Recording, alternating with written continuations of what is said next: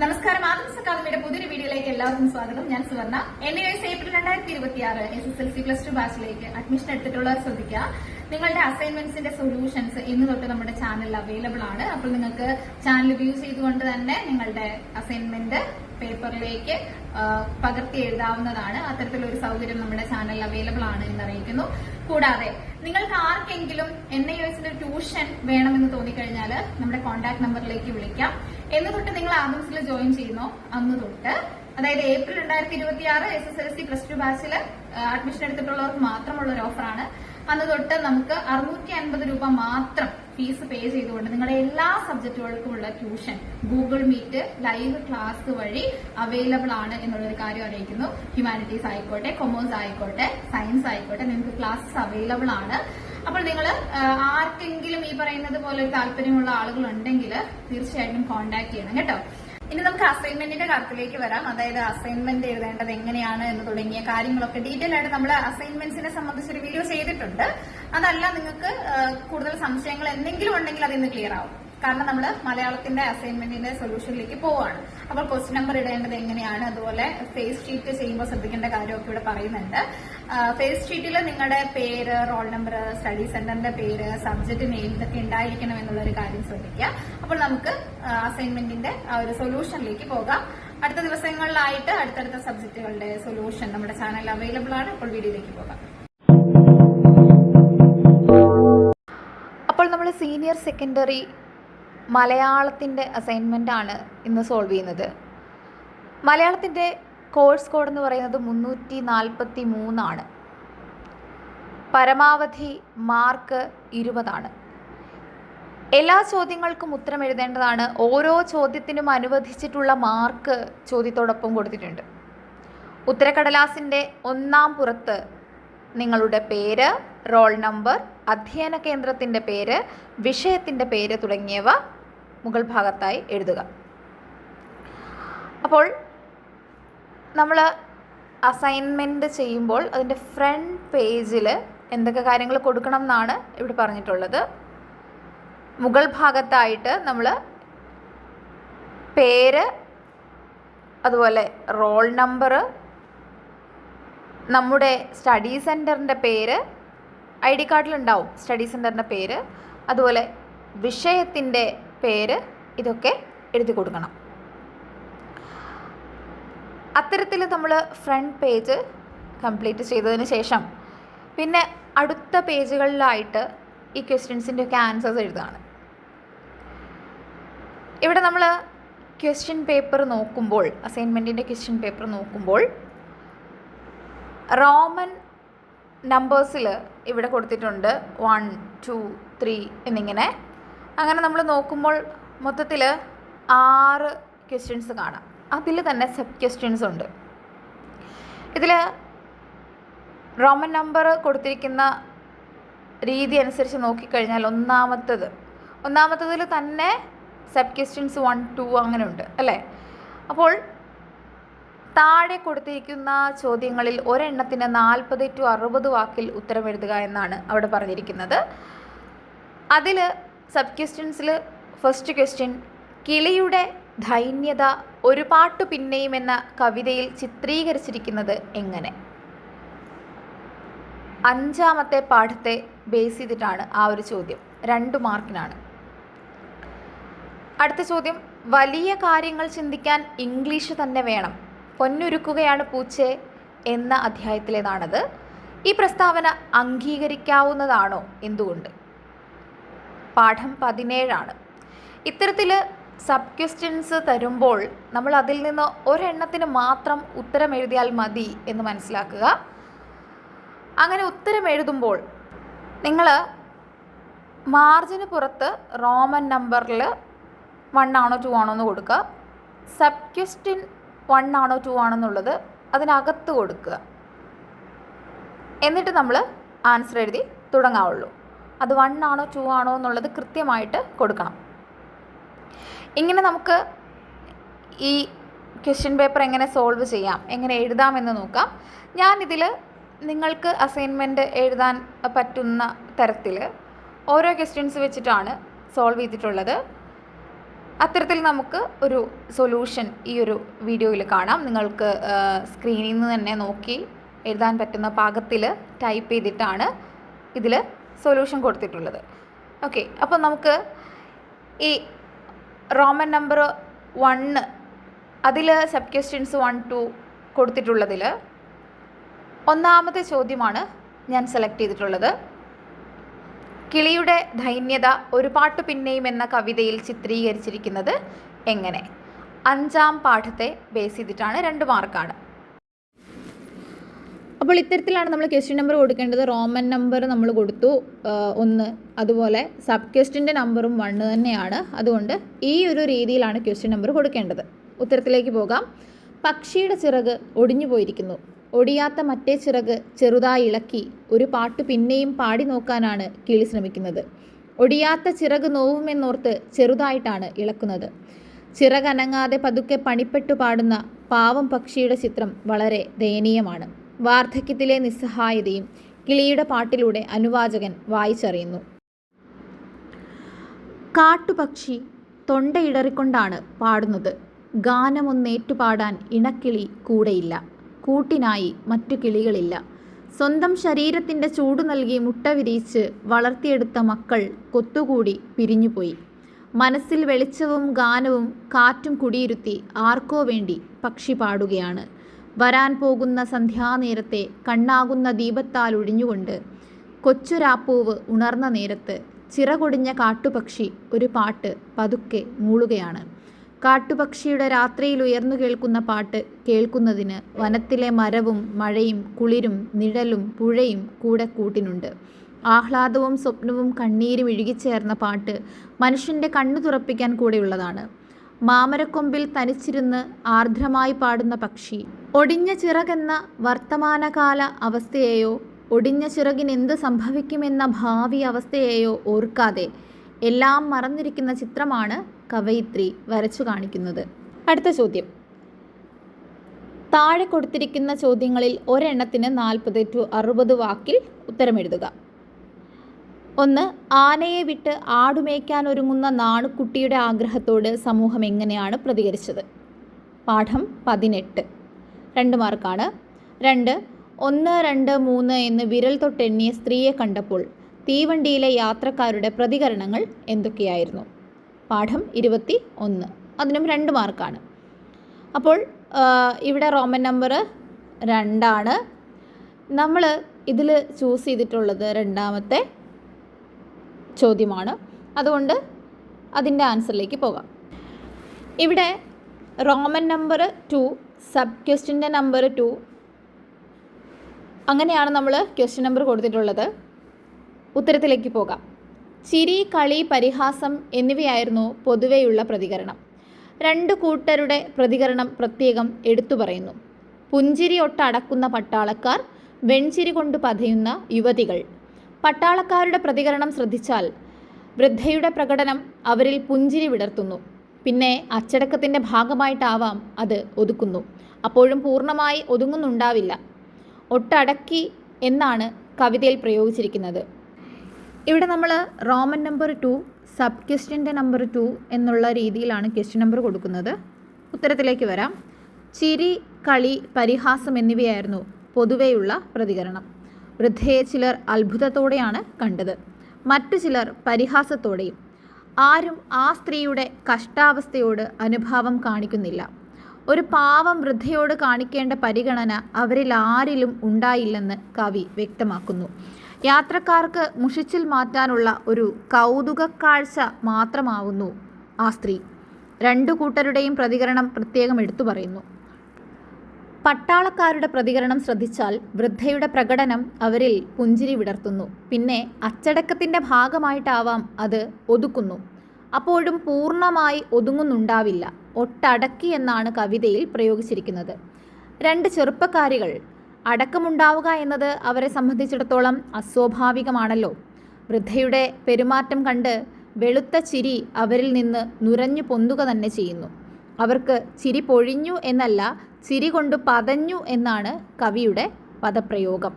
അനിയന്ത്രിതമായ ഉന്മേഷത്തിൻ്റെ ആവിർഭാവം അതിലൂടെ അവതരിപ്പിക്കുന്നു.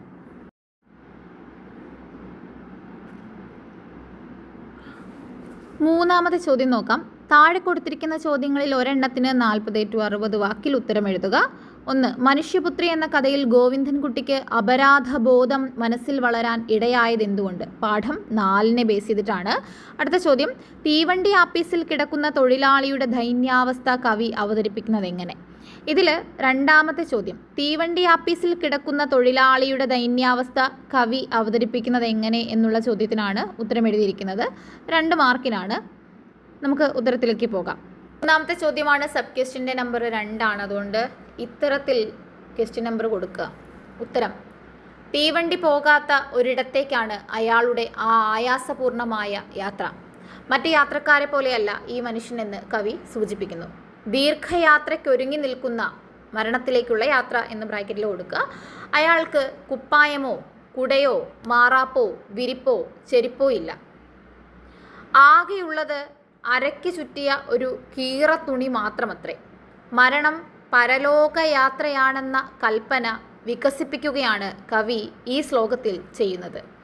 ദീർഘയാത്രയ്ക്ക് പോകുന്നയാൾ നല്ല കുപ്പായവും ചെരിപ്പുമൊക്കെ ധരിക്കുമല്ലോ. കൂടാതെ വിരിപ്പും കുടയും തോൾസഞ്ചിയുമൊക്കെ കൂടെ കാണും.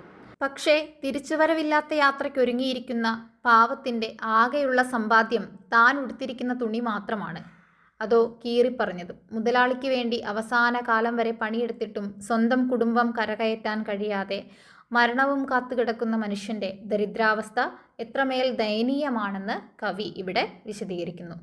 4ാമത്തെ ചോദ്യം, താഴെ കൊടുത്തിരിക്കുന്ന ചോദ്യങ്ങളിൽ ഒരെണ്ണത്തിന് 100 to 150 വാക്കിൽ ഉത്തരം എഴുതുക. 1ാമത്തെ ചോദ്യം നോക്കിക്കേ. സാമൂഹ്യമാറ്റത്തിൻ്റെ ഭാഗമായുണ്ടായ ജന്മിത്വത്തിൻ്റെ തകർച്ചയാണ് മനുഷ്യപുത്രി എന്ന കഥയിലൂടെ വെളിപ്പെടുത്തുന്നത്. ഈ അഭിപ്രായത്തോട് നിങ്ങൾ യോജിക്കുന്നുണ്ടോ? എന്തുകൊണ്ട്?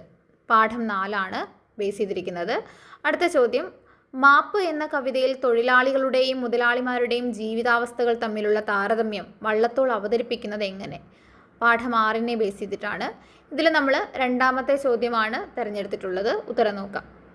4ൻ്റെ 2 ആയതുകൊണ്ട് നമ്മൾ അത്തരത്തിൽ ക്വസ്റ്റ്യൻ നമ്പർ കൊടുക്കുക.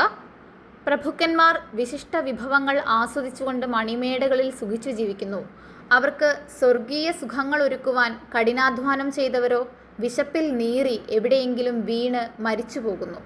മുതലാളിക്ക് കിടക്കാൻ പട്ടുകിടക്ക തുന്നി കൈ കഴച്ച പാവം തൊഴിലാളിക്ക് കിടന്നു ചാവാൻ കിടക്കയും കട്ടിലുമില്ല. ഉപേക്ഷിക്കപ്പെട്ട ഒരു മരപ്പലകയിലാണ് അവൻ്റെ അവസാനം.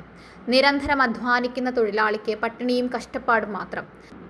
അവൻ്റെ അധ്വാനഫലം അനുഭവിക്കുന്നത് മേലനങ്ങാതെ ജീവിക്കുന്ന മുതലാളി വീരന്മാരും. അവന് പട്ടിണി. ശരീരം വിയർക്കാത്ത ധനികനാവട്ടെ സകല സുഖ സൗകര്യങ്ങളും. നീതീകരിക്കാനാവാത്ത വൈരുദ്ധ്യം നമ്മെ ബോധ്യപ്പെടുത്തുകയാണ് മാപ്പ് എന്ന കവിതയിലൂടെ വള്ളത്തോൾ ചെയ്യുന്നത്. അച്ഛനമ്മമാരും മക്കളും അടങ്ങുന്ന ഒരു കുടുംബം ഇയാൾക്കുണ്ടെന്ന് വരാം. ഭാഗ്യം കെട്ട ആ വീടിൻ്റെ ഏകാശ്രയം വീണു കിടക്കുന്ന ഈ പാവം മനുഷ്യനാവാം. ഇയാൾ ഇവിടെ കിടന്ന് മരിക്കുന്നതോടെ ഒരു കുടുംബം അനാഥമായി തീരാമെന്ന് കവി ഓർമ്മപ്പെടുത്തുന്നു. പിശാചിനെപ്പോലെ അത്യാഗ്രഹവുമായി നടക്കുന്ന ഒരു മുതലാളിയാണ് ഈ പാവത്തിനെ ഇപ്പരുവത്തിലാക്കിയത്. മുതലാളി വർഗം അവരുടെ സുഖലാഭങ്ങൾക്ക് വേണ്ടി ഇയാളുടെ ചോരയും നീരും ഊറ്റിയെടുത്തു. ഒടുവിൽ ആവശ്യം തീർന്നപ്പോൾ ഇയാളെ ദുരിതത്തിലേക്ക് വലിച്ചെറിഞ്ഞിരിക്കുന്നു. ധാരാളം തൊഴിലാളികൾ ഇത്തരം യാതനകൾക്കിരയാവുന്നുണ്ട്. തൊഴിലാളികളെ കനിവില്ലാതെ കണക്കറ്റ് ചൂഷണം ചെയ്യുന്ന ധനിക വർഗത്തെ നേരിട്ട് വിമർശിക്കുകയാണ് കവി ചെയ്യുന്നത്. തൊഴിലാളികളുടെ ആരോഗ്യത്തെയും അധ്വാനശേഷിയെയും ഊറ്റിയെടുത്ത് സമ്പന്നരാവുന്ന മുതലാളിമാർക്ക് ആ പാവങ്ങളോട് അല്പം പോലും കാരുണ്യമില്ല. മുതലാളിമാരുടെ കണ്ണിൽ ചോരയില്ലാത്ത പണക്കൊതിയാണ് ലോകത്ത് ദാരിദ്ര്യം വിതയ്ക്കുന്നതെന്ന സാമൂഹ്യ വിമർശനത്തിലേക്ക് കവിത ഇവിടെ കടന്നു ചെല്ലുന്നു. 5ാമത്തെ ചോദ്യം, താഴെ കൊടുത്തിരിക്കുന്ന ചോദ്യങ്ങളിൽ ഒരെണ്ണത്തിന് 100 to 150 വാക്കിൽ ഉത്തരമെഴുതുക. 1. ആധുനിക കാലത്ത് മാധ്യമങ്ങൾ പുലർത്തേണ്ട ധർമ്മങ്ങൾ എന്തെല്ലാം? പാഠം 10നെ ബേസ് ചെയ്തിട്ടാണ്. 4 മാർക്കാണ്. അടുത്തത്, തകരത്തമ്പുരാൻ എന്ന പദപ്രയോഗത്തിൻ്റെ പ്രാധാന്യം എന്തെന്ന് വ്യക്തമാക്കുക. പാഠം 25നെ ബേസ് ചെയ്തിട്ടാണ്. 4 മാർക്കാണ്. 5ൻ്റെ 2 ആയതുകൊണ്ട് ക്വസ്റ്റ്യൻ നമ്പർ ഇങ്ങനെ കൊടുക്കുക. ഉത്തരം, രക്ഷിക്കുന്ന ആളാവണം തമ്പുരാൻ. വടക്കൻ കേരളത്തിലെ ഒരു തമ്പുരാൻ തന്നെ തക്ക സമയത്തു രക്ഷിക്കുന്നില്ല എന്ന് കോതോർമൻ എന്ന തെയ്യം കലാകാരന് തോന്നി. തൻ്റെ പ്രതിഷേധം പ്രകടിപ്പിക്കാൻ അവസരം ലഭിച്ചത് അടുത്ത ദിവസമായിരുന്നു. കോതോർമൻ തമ്പുരാനെ ഒഴിവാക്കി വഴിവക്കിലെ തകരയെ നമസ്കരിക്കുന്നു. കാരണമന്വേഷിച്ച തമ്പുരാനോട് തന്നെ പട്ടിണിയിൽ നിന്നും രക്ഷിച്ച തകര തമ്പുരാനെ നമസ്കരിക്കുകയാണ് എന്നും രക്ഷിക്കുന്നവരെ നമസ്കരിക്കുന്നതാണ് ശീലമെന്നും മറുപടി. സാക്ഷാൽ തമ്പുരാന്റെ മുമ്പിൽ തകരയെ നമസ്കരിച്ചതുവഴി തനിക്കു രക്ഷകയായ തകരയാണ് തൻ്റെ തമ്പുരാൻ എന്ന് പ്രഖ്യാപിക്കുകയായിരുന്നു കോതോർമൻ. നമസ്കരിച്ചാൽ മാത്രം പോരാ, തമ്പുരാൻ എന്ന് വിളിക്കുകയും വേണമെന്ന് കോതോർമൻ തീരുമാനിച്ചു. അങ്ങനെ തകര തമ്പുരാൻ എന്ന പ്രയോഗം സാക്ഷാൽ തമ്പുരാനെ തൻ്റെ ധർമ്മം അനുഷ്ഠിക്കാത്തതിൻ്റെ പേരിൽ വിമർശിക്കുക വഴി അർത്ഥസമ്പുഷ്ടമാകുന്നു. കാലവർഷത്തിൻ്റെ ആനുകൂല്യത്തിൽ താനേ മുളച്ചു വരുന്ന ചെടിയാണ് തകര. പഴയ കാലത്തെ കീഴാള ജീവിതങ്ങൾക്ക് തുല്യം. കർക്കടകത്തിലെ ഭക്ഷണദാതാവാണ് തകര. എന്നാൽ സമ്പന്നരായ സവർണർക്ക് തകര ഭക്ഷണമല്ല. കീഴാളരാണ് അതിനെ ഭക്ഷണത്തിനായി ആശ്രയിക്കുന്നത്. അവഗണിക്കപ്പെടുന്ന നിസ്വന് രക്ഷകനാവാനുള്ള നിയോഗമാണ് തകരയുടേത്. അധികാര വ്യവസ്ഥയിൽ നിന്ന് നീക്കി നിർത്തപ്പെടുന്ന കീഴാളൻ്റെ പ്രതിനിധി. ഇങ്ങനെ എന്തുകൊണ്ടും തകരയും കീഴാളനും പരസ്പരം പര്യായമായി വർദ്ധിക്കുന്നതായി ലേഖകൻ നിരീക്ഷിക്കുന്നു. അവസാന ചോദ്യം, ആറാമത്തത്. താഴെ കൊടുത്തിരിക്കുന്ന ചോദ്യങ്ങളിൽ ഒരെണ്ണത്തിന് 500 വാക്കിൽ ഉത്തരം എഴുതുക. 1. ഭൂമിയും സമ്പത്തും നേടാനുള്ള മനുഷ്യൻ്റെ അത്യാഗ്രഹം അവൻ്റെ തന്നെ നാശത്തിന് കാരണമാകുന്നു. ഒരാൾക്ക് എത്ര ഭൂമി വേണമെന്ന കഥയെ ആധാരമാക്കി വിശദീകരിക്കുക. പാഠം 11 ബേസ് ചെയ്തിട്ടാണ്, 6 മാർക്കാണ്. 2. മാതൃസ്നേഹത്തിൻ്റെ മഹനീയതയാണ് അമ്മയ്ക്കൊരു സന്ദേശം എന്ന കവിതാഭാഗത്തിലൂടെ വെളിപ്പെടുന്നത് വിശദീകരിക്കുക. അതിനും ഇതുപോലെ 6 മാർക്ക് തന്നെയാണ്. പാഠം 1 ബേസ് ചെയ്തിട്ടാണ് ആ ഒരു ചോദ്യം. നമ്മൾ ഇവിടെ പാഠം 11 ബേസ് ചെയ്തിട്ടുള്ള 1ാമത്തെ ചോദ്യമാണ് തിരഞ്ഞെടുത്തിരിക്കുന്നത്. ഉത്തരത്തിലേക്ക് പോകാം. ആദ്യം തന്നെ പറയട്ടെ, NIOSൻ്റെ അസൈൻമെൻറ്റ്സ് നമ്മൾ ചെയ്യുമ്പോൾ ചിലപ്പോഴൊക്കെ പ്രൊജക്റ്റ് ബേസ് ചെയ്തിട്ടുള്ള ക്വസ്റ്റ്യൻസ് വരാറുണ്ട്.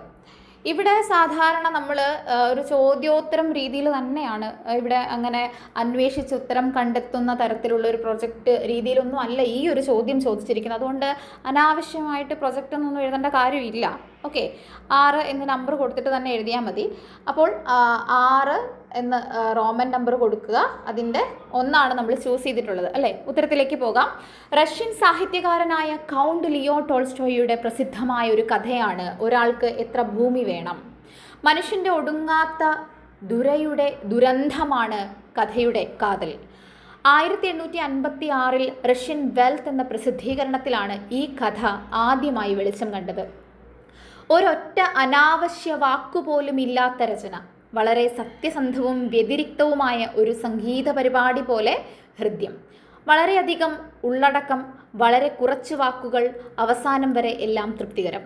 1936 നോവലിസ്റ്റ് ജെയിംസ് ജോയ്സ് ലോക സാഹിത്യമറിയുന്ന മഹത്തായ കഥയെന്നാണ് ഈ കൃതിയെ വിശേഷിപ്പിച്ചിരിക്കുന്നത്.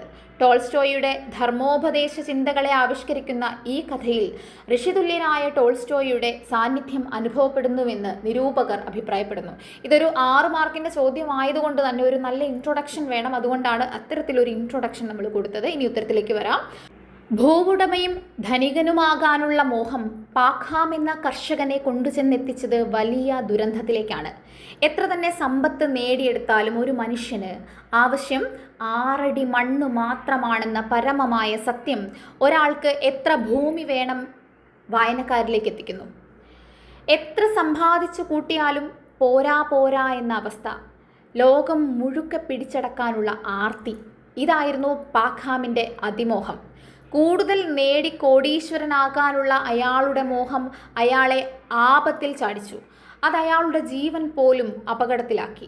തൻ്റെ ചുറ്റുവട്ടത്ത് ജീവിച്ചിരുന്ന ധനികരുടെ വില പിടിച്ച ഭൂമികളും കെട്ടിടങ്ങളും കണ്ടിട്ടാണ് പാഖാമിന് വിഷാദമായത്. അതിന് ആധാരവും മറ്റും വേണ്ടേ?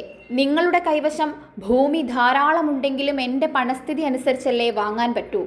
ആധാരങ്ങളോ മറ്റു ലക്ഷ്യങ്ങളോ കൂടാതെ ഭൂമി സൗജന്യമായി തരുന്നതിന് നിങ്ങൾക്കു സമ്മതമാണ് എങ്കിലും നിങ്ങളുടെ സന്തതികളുടെ കാലം വരുമ്പോൾ ഈ അവകാശം എനിക്ക് നിലനിർത്തി തരുമെന്ന് വിശ്വസിക്കാൻ പറ്റില്ല. അതുകൊണ്ട് എനിക്ക് ആവശ്യമുള്ള ഭൂമിക്ക് അതിർത്തി നിശ്ചയിച്ച് ആധാരങ്ങളോടുകൂടി തന്നാൽ ഉപകാരമായിരിക്കുമെന്നാണ് പാഖാം അവരോട് ചോദിച്ചത്. ദിവസത്തേക്ക് 100 ഉറുപ്പിക വിലയ്ക്ക് ഭൂമിയുടെ വില നിശ്ചയിച്ചിരിക്കുന്നതായി പാഖാം മനസ്സിലാക്കി. ഒരു ദിവസം കൊണ്ട് നടന്നെത്തുവാൻ കഴിയുന്ന സ്ഥലം മുഴുവൻ നിങ്ങൾക്കെടുക്കാമെന്നും അത് എത്രയായാലും വേണ്ടില്ല എന്നും അതിന് ഞങ്ങൾക്ക് 100 ഉറുപ്പികയും തരണമെന്നുമുള്ള അധികാരിയുടെ വാക്കുകളാണ് പാക്ഹാമിനെ അത്ഭുതപ്പെടുത്തിയത്. നിങ്ങൾ നിശ്ചയിക്കുന്ന ഏതെങ്കിലും സ്ഥലത്ത് നിങ്ങൾ പുറപ്പെടുമ്പോൾ തന്നെ ഞങ്ങൾ നിൽക്കുന്നതാണ്. നിങ്ങൾ കയ്യിൽ ഒരു തൂമ്പ എടുത്ത് ഇടയ്ക്കിടയ്ക്ക് മണ്ണിലൊന്ന് കൊത്തിയേക്കണം. ആ കൊത്തിൽ കൂടി വരച്ച് 4 പാടും വേലിയോ മറ്റോ കെട്ടി നിങ്ങളുടെ സ്ഥലം അതിർത്തിക്കുള്ളിലാക്കാം. ഇതായിരുന്നു ഭൂവുടമ ഉപദേശിച്ച മാർഗം. പാക്ഹാം ചെരിപ്പ്, തൊപ്പി, കുപ്പായം എന്നിവ അഴിച്ചു വെച്ചു. കുറച്ച് ആഹാരവും ഒരു കുപ്പി വെള്ളവും അരപ്പട്ടയിൽ ഉറപ്പിച്ചു കെട്ടി ഇவ்விധമാണ് അദ്ദേഹം യാത്രയ്ക്ക് തയ്യാറായത്. ഏകദേശം 3/4 നാഴിക ആയപ്പോൾ അയാൾ തൂമ്പ കൊണ്ട് മണ്ണിൽ വെട്ടി അടയാളം വെച്ചു. ഇപ്രകാരം നടന്നും അടയാളം വെച്ചും കൊണ്ടും അയാൾ 3 മണിക്കൂർ സഞ്ചരിച്ചു. ഇടയ്ക്കു യാത്ര നിർത്തി ഭക്ഷണം കഴിച്ച ശേഷം വിശ്രമിക്കാതെ യാത്ര തുടർന്നു. പക്ഷേ ഒരു വ്യവസ്ഥയുണ്ട്. സൂര്യൻ അസ്തമിക്കുന്നതിന് മുമ്പ് തിരിച്ചെത്തണം. നടക്കും തോറും ഭൂമി അധികം മെച്ചമുള്ളതായി തോന്നി. ഉച്ചയായി. അയാൾ തളർന്നു തുടങ്ങി. അസ്തമനത്തിന് മുമ്പ് തിരിച്ചെത്തേണ്ടുന്ന കാര്യം അയാൾ ഓർത്തു. അയാൾ കുന്നിൻ ചെരുവിലൂടെ പാഞ്ഞു. അപ്പോഴേക്കും അസ്തമയമായി കഴിഞ്ഞിരുന്നു. അയാൾ ദുഃഖത്തോടെ നിലവിളിച്ചുകൊണ്ട് അധികാരികളുടെ മുമ്പിൽ കമിഴ്ന്നടിച്ചു വീണു. പണസഞ്ചി അയാൾ കൈകൊണ്ട് ഇറുകെ പിടിച്ചിരുന്നു. അധികാരികൾ ചിരിച്ചു. കാര്യസ്ഥൻ ചെന്ന് നോക്കിയപ്പോൾ ഹൃദയം പൊട്ടി വായിൽ നിന്ന് ചോരയൊഴുകുന്ന പാക്ഹാമിനെയാണ് കണ്ടത്. അധികാരികൾ ശവസംസ്കാരത്തിനുള്ള ഏർപ്പാടുകൾ തുടങ്ങി. പാക്ഹാമിന് എത്ര സ്ഥലം വേണം? അവർ അയാളുടെ ശരീരം അളന്നു നോക്കി. അയാൾക്ക് 6 അടി മണ്ണേ വേണ്ടൂ എന്നറിഞ്ഞ് അവർ പൊട്ടിച്ചിരിക്കുകയാണ് ചെയ്തത്. പാക്ഹാം സൂര്യാസ്തമനത്തിന് മുമ്പ് തിരിച്ചെത്തിയിരുന്നെങ്കിൽ അയാൾ അതിനകം നടന്നു തീർത്ത ഭൂമിയുടെ ഉടമയാകുമായിരുന്നു. ഒരുപക്ഷെ കോടീശ്വരൻ തന്നെ ആകുമായിരുന്നു. സ്വന്തമായി കിട്ടിയ ഭൂമിയുടെ ആധാരവുമായി അയാൾ തന്നെ സഹായിച്ച പരദേശിയായ കച്ചവടക്കാരനെ ചെന്ന് കണ്ട് നന്ദി പറയുമായിരുന്നു. പകരം എത്ര നേടിയാലും മതിയാവില്ല എന്ന ദുരാഗ്രഹം അയാളെ നാശത്തിലേക്കാണ് എത്തിച്ചത്. തുടക്കത്തിൽ കഠിനാധ്വാനിയായ ഒരു കർഷകനായിരുന്നെങ്കിലും കൂടുതൽ ഭൂമി സ്വന്തമാക്കുന്നതനുസരിച്ച് അയാൾ കൂടുതൽ അത്യാഗ്രഹിയും അസന്തുഷ്ടനുമായി മാറുന്നു. മനുഷ്യൻ്റെ അത്യാഗ്രഹം ആത്യന്തികമായി അവനെ നാശത്തിലേക്കാണ് നയിക്കുന്നതെന്നും ജീവിക്കാൻ വേണ്ടത് വളരെ കുറച്ചു ഭൂമി മാത്രമാണെന്നുമുള്ള ശക്തമായ സന്ദേശമാണ് ടോൾസ്റ്റോയി നൽകുന്നത്.